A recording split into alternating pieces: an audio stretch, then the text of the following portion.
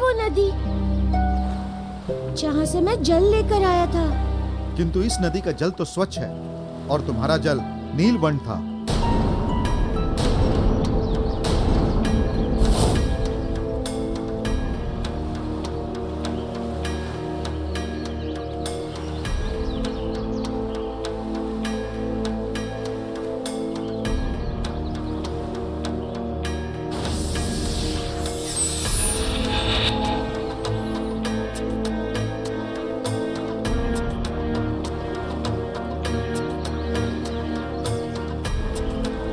जल दो।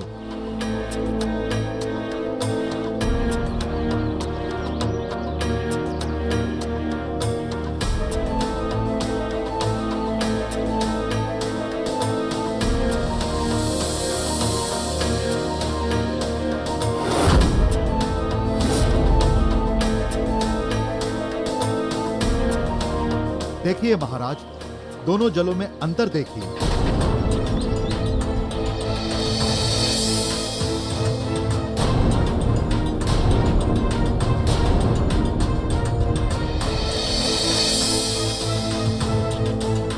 निश्चित रूप से मारुति का जल इस नदी का नहीं है।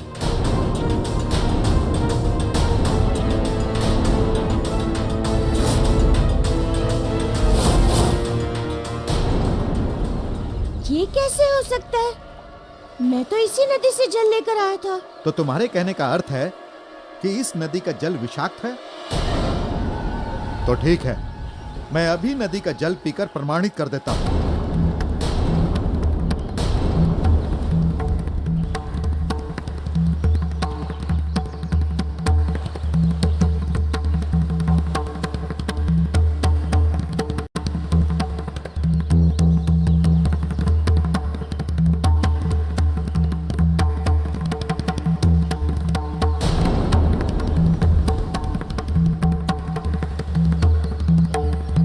देखो, मुझे तो कुछ भी नहीं हुआ।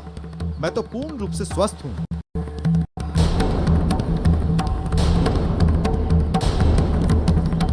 यदि विष होता तो मुझे भी मर जाना चाहिए था।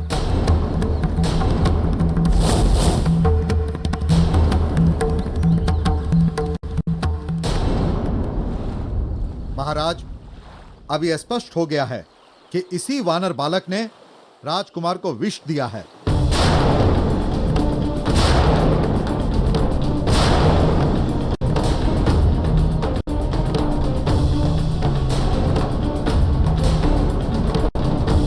वानर बालक, तुम नहीं जानते कि तुमने कितना बड़ा अपराध किया है।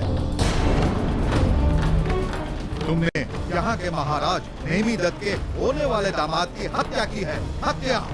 दामाद की हत्या की है। हत्या!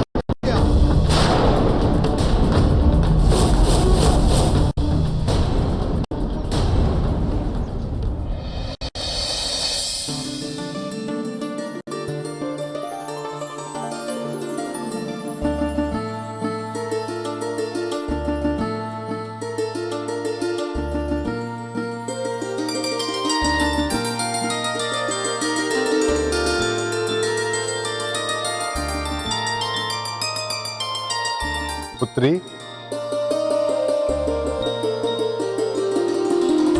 जी पिताजी। क्या तुम तैयार हो गई? जी पिताजी, बस थोड़े से ही क्षण में तैयार हो जाऊंगी। किसी भी क्षण वर यात्रा यहाँ पहुंच सकती है।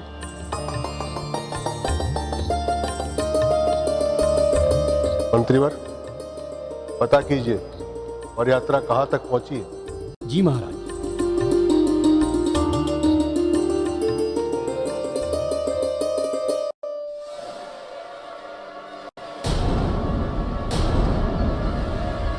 हत्या की मेरे पुत्र की? क्या शत्रुता थी उससे तुम्हारी? क्या बिगाड़ा था उससे तुम्हारा? क्या बिगाड़ा था?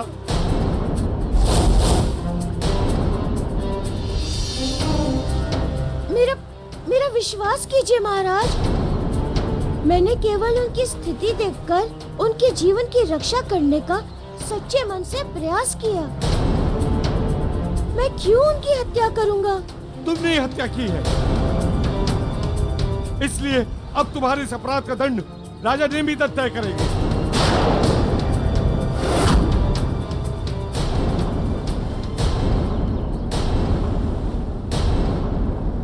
सैनिकों, बंदी बना लो इसे।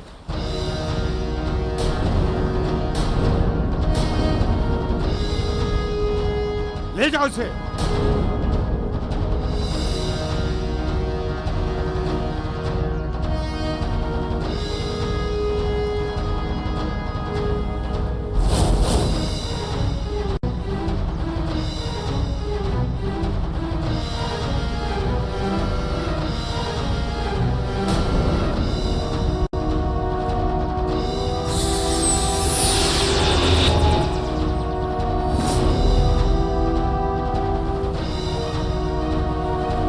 मारुति, मैं अपने उद्देश्य में सफल हो गया।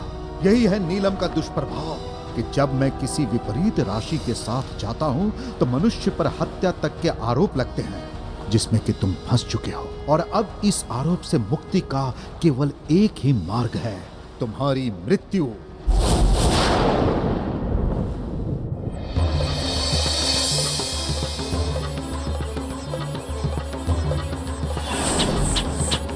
रक्षा कीजिए स्वामी, बहुत असहनीय पीड़ा हो रही है।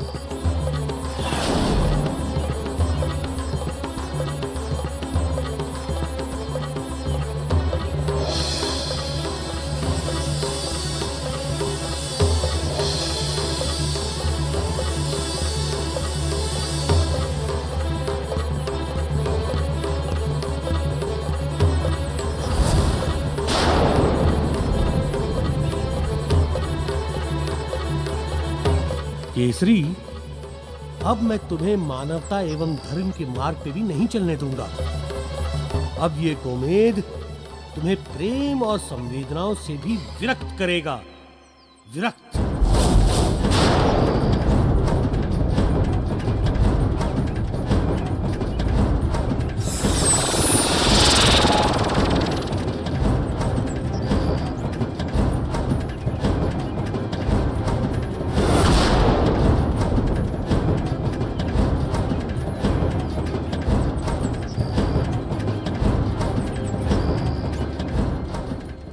महाकाल। पुत्र केसरी, कहां जा रहे हो? ऋषिवर, मेरी धर्म पत्नी के प्राण संकट में हैं। उसे किसी बिच्छू ने डंक मार दिया है।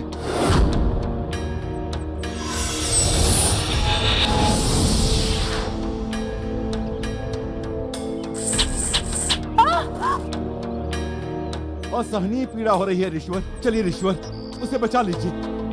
ऋषिवर, केवल आप ही हैं जो उसे बचा सकते हैं। हाँ, ये सत्य है कि मैं तुम्हारी पत्नी का जीवन बचा सकता हूँ, किंतु मैं ऐसा करूंगा नहीं और ना ही तुम्हें करने दूंगा। ये आप क्या कह रहे हैं ऋषिवर? वचन कठोर है किंतु सत्य है पुत्र, और सत्य यह है कि तुम अपने सुख प्राप्त करने के मार्ग से भटक गए हो। कैसे ऋषिवर? केसरी, तुमने कहा था कि तुमने सब कुछ त्याग कर दिया है। त्याग किया तुमने, किंतु केवल शब्दों में। तुम तो अभी भी मोह माया में लिपटे हुए हो। किंतु ऋषिवर, वो मेरी पत्नी है। उसकी रक्षा करना मेरा धर्म है। पुत्र, जब तुम इस संसार में आए थे तो क्या तुम्हारी पत्नी भी तुम्हारे साथ आई थी? नहीं ना। इस संसार में कोई भी तुम्हारा अपना सगा नहीं है। जो भी है इस संसार की व्यवस्था का एक अंग मात्र है। माया है माया, ठगनी माया। जय महाकाल। किंतु ऋषिवर, यदि मैं अपनी पत्नी की रक्षा नहीं करूंगा तो ये संसार क्या कहेगा? जो जिस कार्य में लिप्त है वो उसी की तो प्रशंसा करेगा। अब ये तुम्हारे ऊपर निर्भर करता है कि तुम भी संसार के मार्ग पर चलकर अपनी पत्नी की रक्षा करते हो या पत्नी को छोड़कर सुख के मार्ग पर अग्रसर होते हो। जय महाकाल। रुकिए ऋषिवर, मेरी बात सुनिए। मेरा मार्गदर्शन कीजिए ऋषिवर। मैं उलझ गया हूँ। हमने जो कहना था सो कह दिया, समझा दिया। अब तुम्हारा हृदय ही तुम्हारा मार्गदर्शन करेगा बच्चा। जय महाकाल।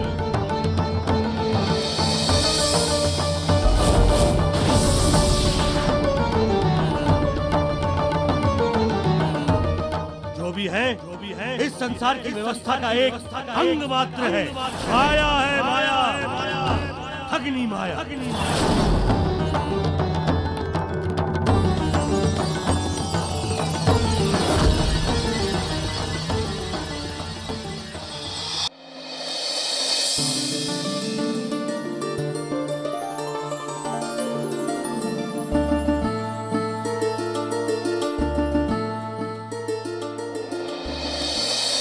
महाराज, शुभ मुहूर्त का समय बीता जा रहा है, वर यात्रा अभी तक नहीं आई। मंत्रीवर, जी महाराज। और यात्रा कहाँ तक पहुंची है? महाराज, मैंने सैनिकों को पता करने के लिए भेज दिया है, वो बस आते ही होंगे।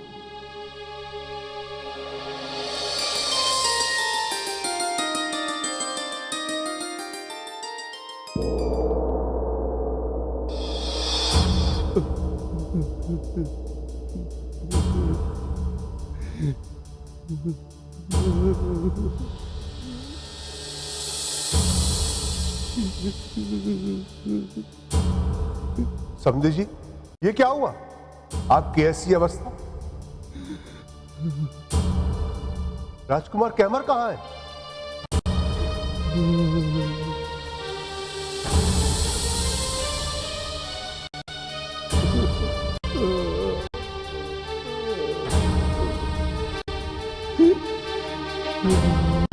ये क्या है?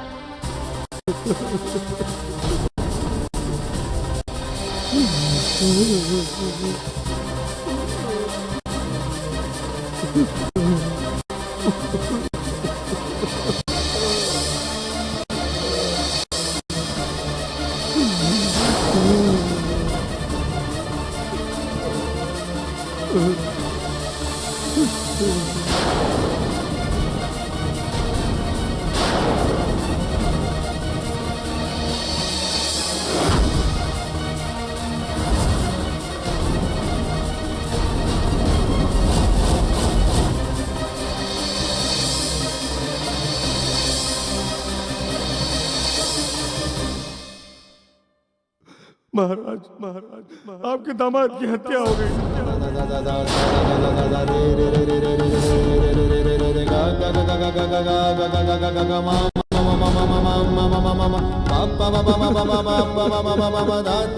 किसने की हत्या? किसमें इतना साहस कि मेरे दामाद की हत्या करे?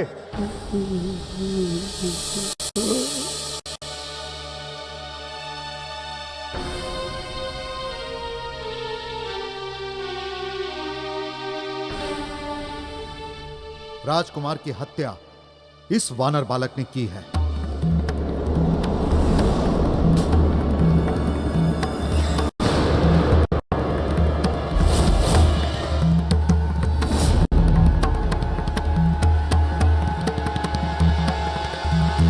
दुष्ट वानर बालक, तुम्हारा साहस कैसे हुआ राजकुमार की हत्या करने का? क्षमा करें महाराज, मैंने राजकुमार की हत्या नहीं की है। मैंने जब उन्हें जल जल कहते हुए छटपटाते हुए देखा तो नदी से जल लाने गया और मैंने जल ला कर दिया। क्या जीवन की रक्षा करने का प्रयास अपराध है? निश्चित रूप से महाराज धनुष किसी बड़े गहरे भ्रम के शिकार हैं। महाराज धनुष, ये वानर बालक जो कह रहा है क्या सत्य है? यदि ये सत्य है तो मुझे विस्तार में बताइए कि राजकुमार की हत्या कैसे हुई। महाराज, मैं वर यात्रा लेकर वनमार्ग से आ रहा था, तभी अचानक भयंकर आंधी उठी।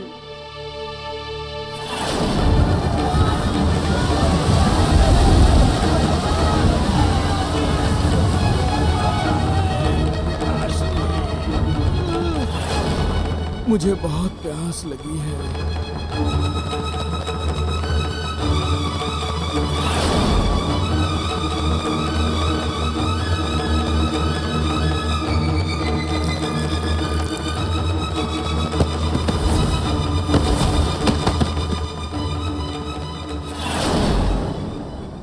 तब इसी बालक ने उन्हें उससे निकाला था। ये सत्य है महाराज, परंतु ये भी सत्य है कि राजकुमार को विषाक्त जल इसी बालक ने दिया था। वानर बालक, तुमने बहुत बड़ा अपराध किया है। तुमने राजा धनुष के पुत्र को ही नहीं बल्कि हमारे दामाद की भी हत्या की है।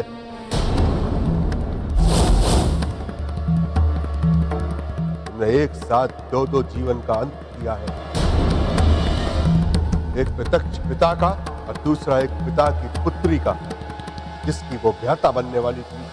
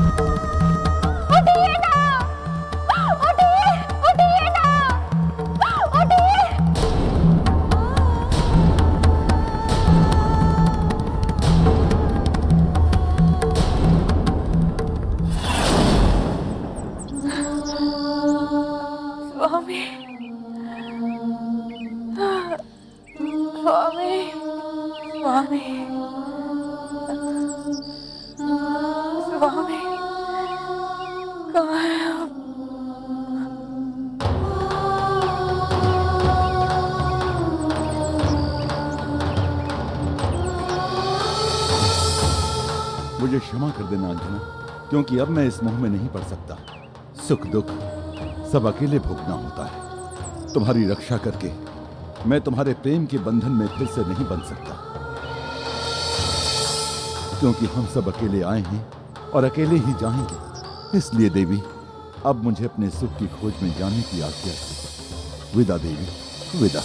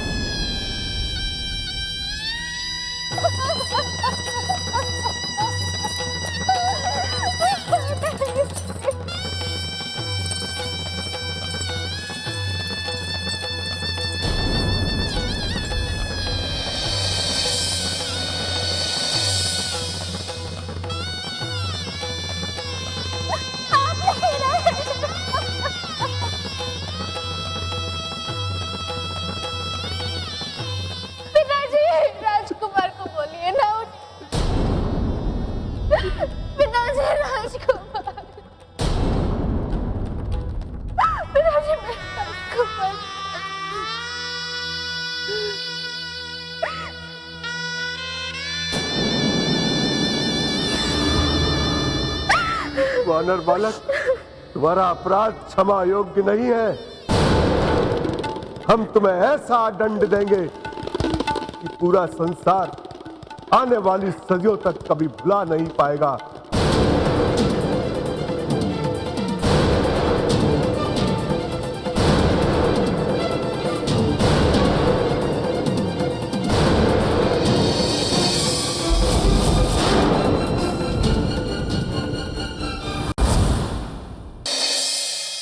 हम तुम्हें ऐसा दंड देंगे कि पूरा संसार आने वाली सदियों तक कभी भुला नहीं पाएगा।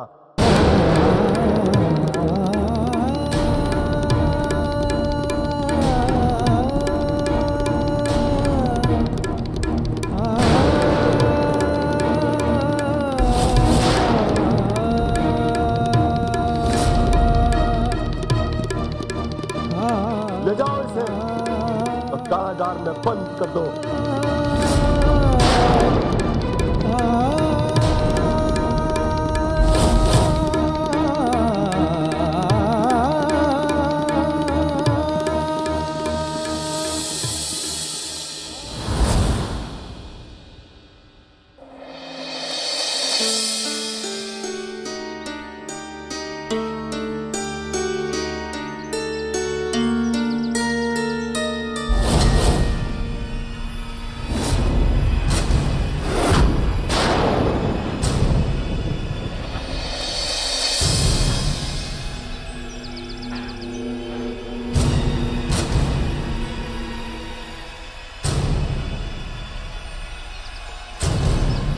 ऐसा बोध होता है कि इस स्त्री को किसी विषैले जीव ने काटा है।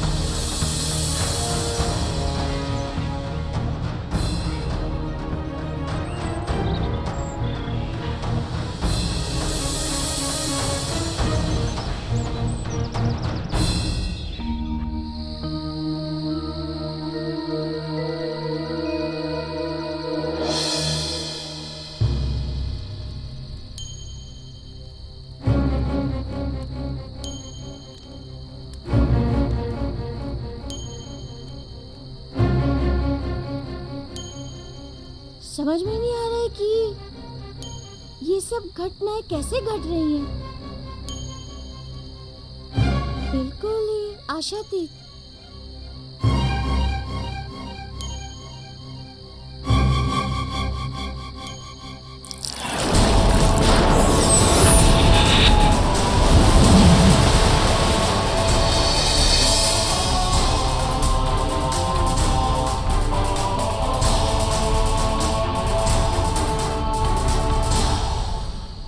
इस पूरी घटनाक्रम के विश्लेषण के उपरांत तो यही प्रतीत होता है कि ये सारी घटनाएं किसी के द्वारा रचित षड्यंत्र है।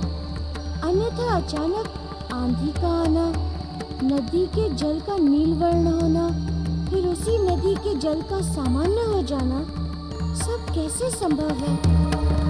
कहीं ये धनाक्ष की माया तो नहीं? कहीं ऐसा तो नहीं कि वो मुझे रत्नों की मुक्ति करने से रोकने का प्रयास कर रहा है?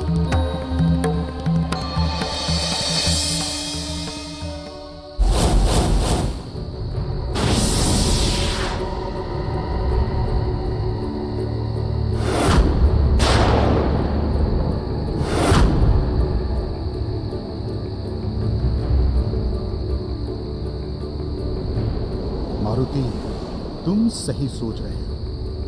ये सब इस नीलम का प्रभाव है और तुम्हारी मृत्यु भी।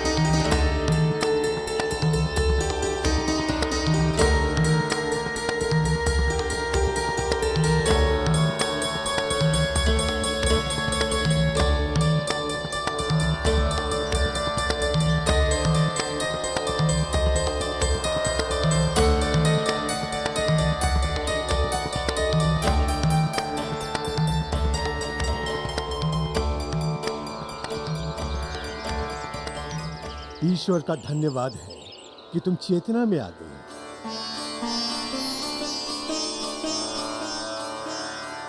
मैं कहाँ हूँ ऋषिवर? और मेरे पति कहाँ है? पुत्री, तुम मेरे आश्रम में, तुम अचेता अवस्था में थी। तुम्हारे उपचार के लिए मैं तुम्हें अपने आश्रम में ले आया। वहां तुम्हारे पास कोई नहीं था।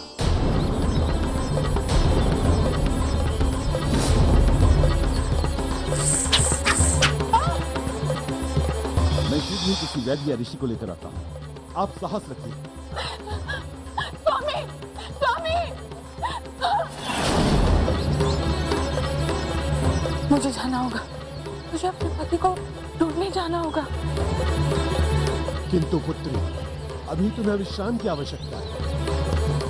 नहीं ऋषिवर, मैं विश्राम नहीं कर सकती। यदि मैंने आज विश्राम कर लिया तो मैं आजीवन विश्राम नहीं कर पाऊंगी। मैं अपने पति को खोजने जाऊंगी, अवश्य जाऊंगी।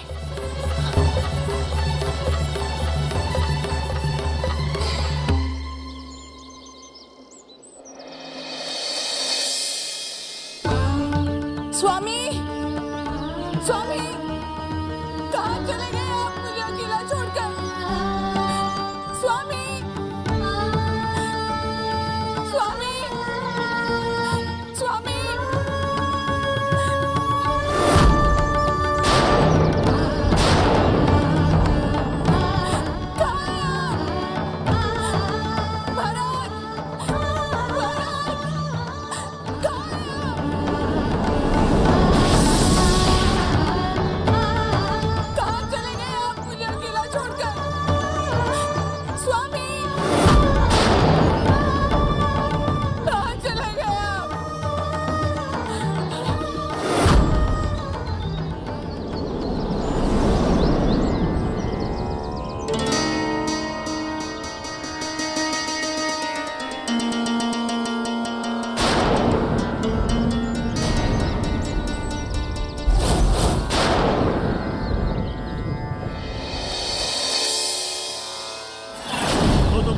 खोज में निकले हो।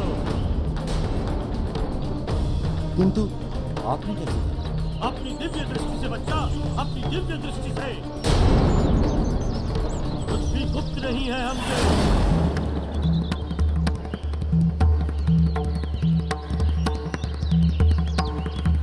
ऋषिवर, ऋषिवर,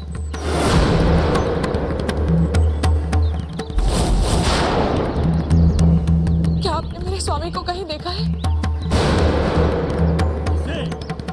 उसे वो जो तुम्हारे साथ था? हाँ, हाँ, महाराज, मैं उन्हीं के विषय में बात कर रही हूँ। वो मेरे पति हैं। जिसे तुम अपना पति समझ रही हो, वास्तव में वो तुम्हारा पति नहीं है। ये आप क्या कह रहे हैं? संसार का कटु सत्य है पुत्री, संसार का कटु सत्य। इस संसार में कोई किसी का नहीं है। सारे संबंध झूठे हैं। जो चला गया वो कभी नहीं मिलता।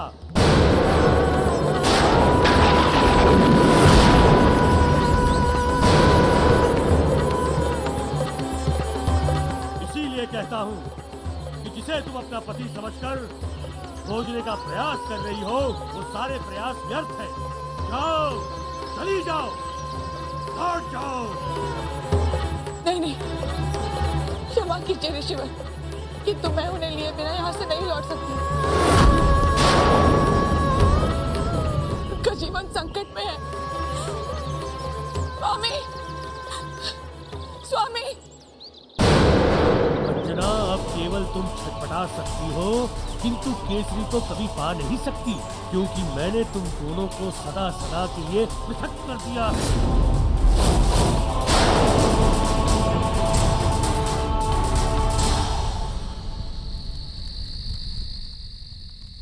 अब मुझे इस समस्या का हल खोजना ही होगा, क्योंकि यदि अब एक पल का भी विलंब हुआ तो भारी अनर्थ हो जाएगा। कई लोगों का जीवन संकटग्रस्त हो जाएगा और फिर घटनाएं षड्यंत्र के कारण घटित हुई हैं। तब तो राजकुमार को जीवित भी किया जा सकता है।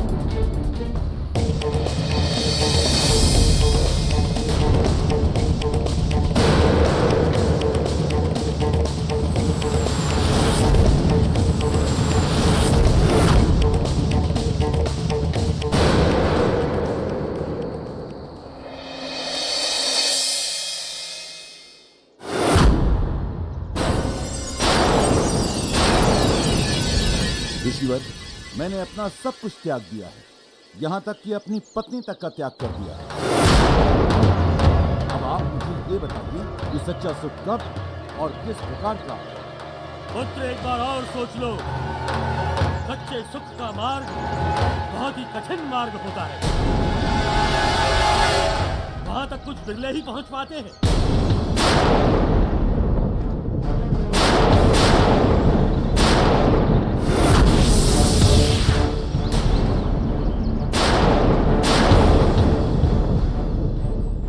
ऋषिवर, इसे प्राप्त करने के लिए मैं प्रत्येक कठिनाई सहन करने के लिए तैयार हूँ। प्रत्येक संकट का सामना, प्रत्येक कष्ट सहने के लिए तैयार हूँ।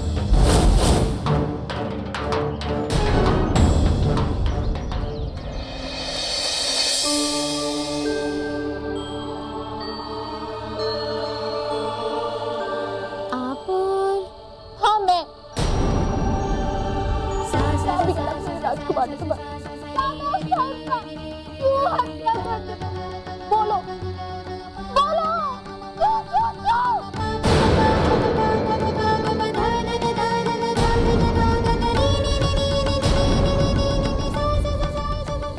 राजकुमारी जी, आपके हृदय में उठने वाले विषाद की आंधी को मैं भली भांति देख रहा हूँ, जिसके कारण आप मेरी बातों पर विश्वास नहीं करेंगी।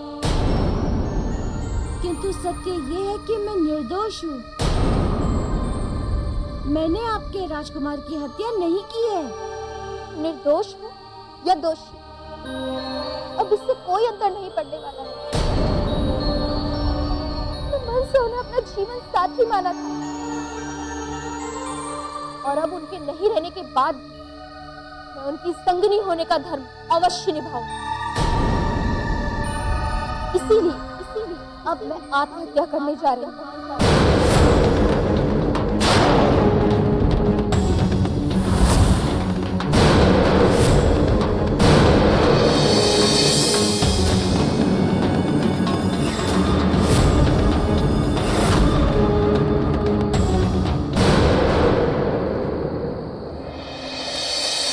केसरी, अब तुम्हारे पास केवल दो ही मार्ग हैं।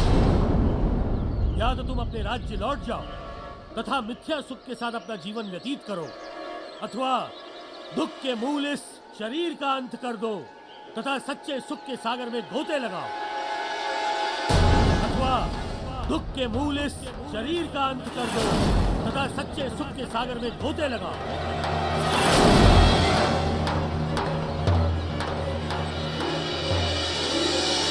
निर्णय तुम्हें करना है।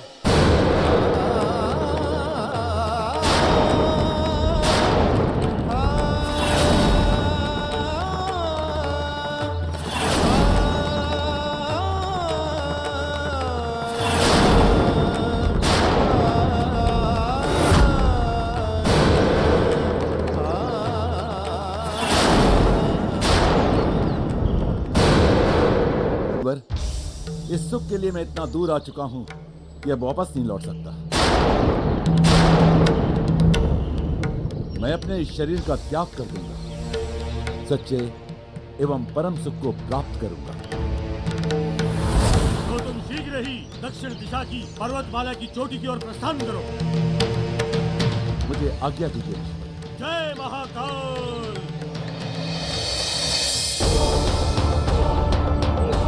केसरी, अब जाकर मैं सफल हुआ, क्योंकि ये यात्रा तुम्हारे जीवन की अंतिम यात्रा होगी।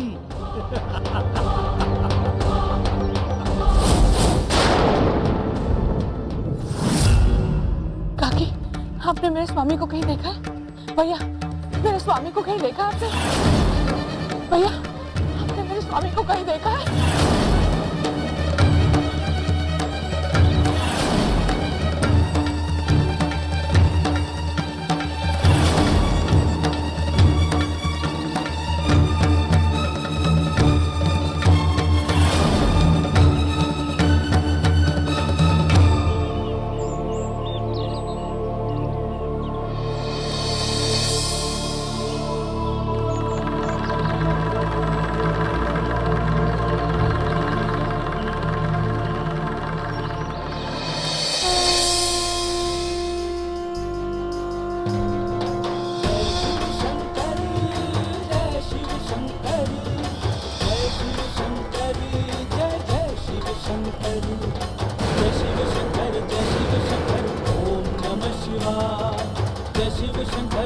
शिव शंकर ओम नमः शिवाय। जटाजुटधारी जय शिव शंकर ओम नमः शिवाय। महादेव जय शिव शंकर ओम नमः शिवाय। कृपा करो जय शिव शंकर ओम नमः शिवाय। जय शिव शंकर ओम नमः शिवाय।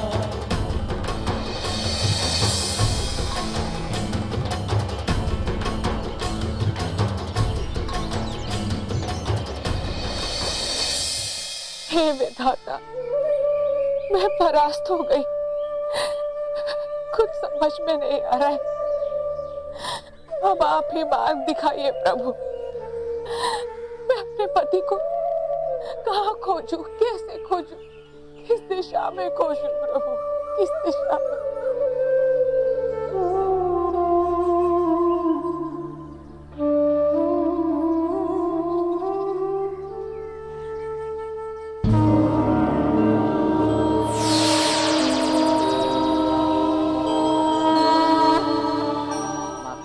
आप किसे खोज रहे हो?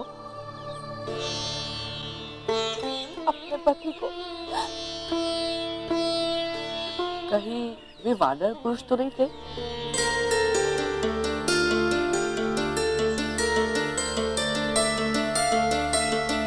हाँ, वही। तुमने देखा है उन्हें? हाँ, देखा है। वे पर्वत की ओर गए, उस भयानक पर्वत की ओर जहाँ जाने के बाद कोई भी जीवित नहीं रहता।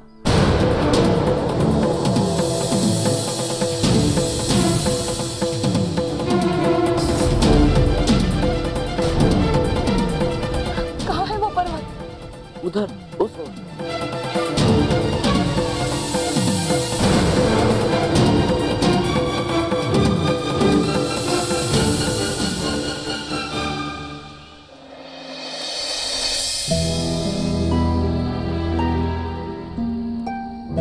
बलस्वरूप, अब तुम एक नहीं, दो हत्याओं के दोषी हो गए।